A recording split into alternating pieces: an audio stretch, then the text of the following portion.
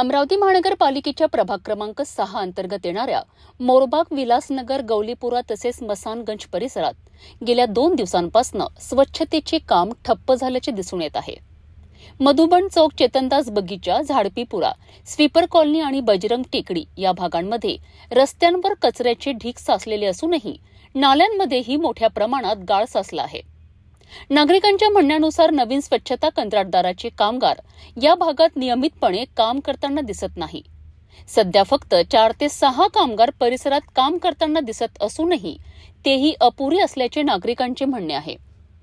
स्वच्छता कामगारांचे म्हणणे आहे की ते नाल्यांमधील गाळ काढण्याचे काम करत आहेत, मात्र कचरा उचलण्याकरिता गाडी उपलब्ध नसल्यामुळे तो गाळ भरता येत नाही.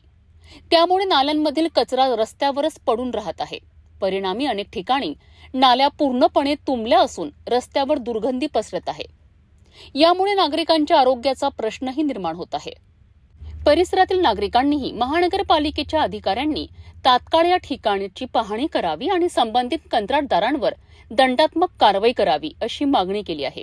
तसेच नवीन स्वच्छता कामगार नियुक्त करून संपूर्ण परिसराची तातडीने स्वच्छता करण्यात यावी अशी मागणीही स्थानिक नागरिकांनी केली आहे.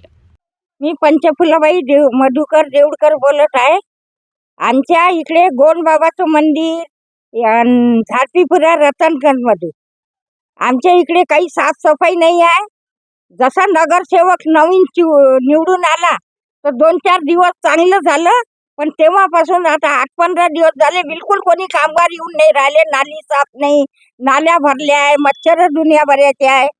आम्ही काय करावं मग? हिचं खाली वोट मागायला येते ते लोक. आता जो नवीन नगरसेवक आहे तो चांगला आहे, पण आता त्याच्या हातातच नाही आहे ना काही. कसं येणार आहे तो?